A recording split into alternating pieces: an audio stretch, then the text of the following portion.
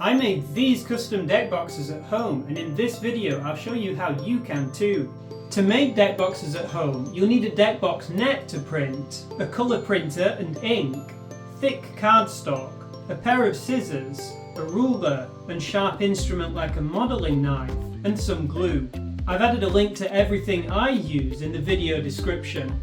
First up, you'll need a net. I've made a template net that you can customise by uploading your own images or colours. You can get it for free by signing up to the DanDMadeEasy newsletter, link in the description. I've also made a template that lets you print deck boxes in green, blue, red and brown for A4 and letter. This comes with some standard front and back images and lets you upload your own images to customise your deck boxes. You can get it for the price of a couple of coffees, and you can get a 10% discount with code YouTube10. Both nets are for standard or poker-sized cards, which are what's used in most TCGs like Magic the Gathering, Flesh and Blood, Pokémon, Altered, One Piece and Netrunner. Both include nets for two sizes of deck box.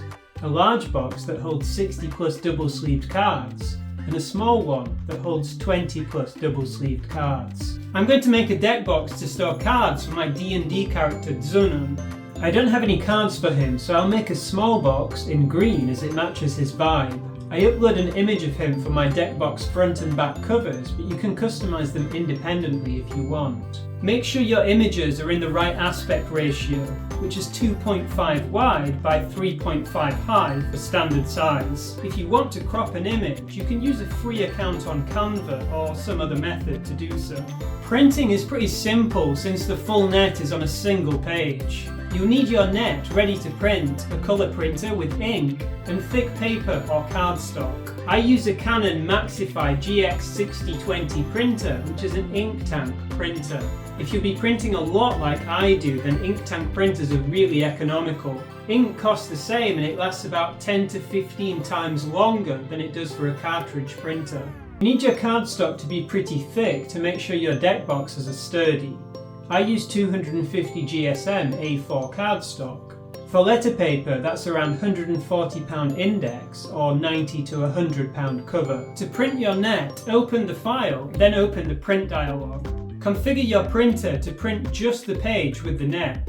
Configure print settings to optimize printing on cardstock. Set your paper type to cardstock, your paper source to your printer's rear tray, your print quality to high, and your paper size to actual size. Different printers have different settings, so this is general guidance. Consult your printer's user documentation if you're unsure. Align your cardstock tightly within the page guides in your printer's rear tray and then print the page. If your colours don't come out to your liking, you might want to change colour settings. My printer prints a little dark by default, so I often increase the brightness and contrast of my prints. If you do change colour settings, note it down for next time. Now you have your printed net, cut out all of the outside edges.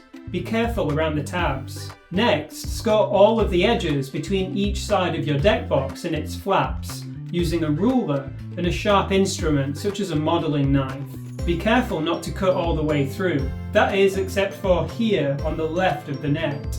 Making an extra cut here will help us fit the box together better, but make sure not to cut the whole tab off. Now fold your box backwards or away from you along every edge. Make sure you've scored and folded every edge because it's much harder to do it when you've started gluing your box together. Now to glue your box together, we always want to add glue to the front of the net. Start by adding glue to the tabs on the left and right of the net. Then push the right tab through the slit you made in the left tab. Make sure the box is horizontally aligned, and then push the tabs in so they stick to the inside of the deck box. You can either glue the bottom of the box or leave it so you can open the box from both sides.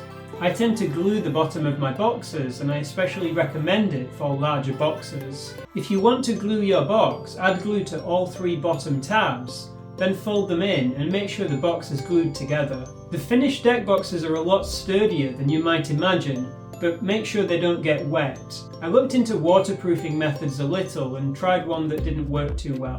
If you have any luck waterproofing your boxes, let me know in the comments. An alternative is to take advantage of a cute design choice for the nets. You can fit 4 small deck boxes or 1 large one in my favourite commercial deck box, the Voltex Exotech. You can find a link to that along with the other links in the video description. If you're wanting to make cards for your deck boxes at home, check out these videos and make sure to subscribe for more print at home tips and tricks. Until next time, happy crafting!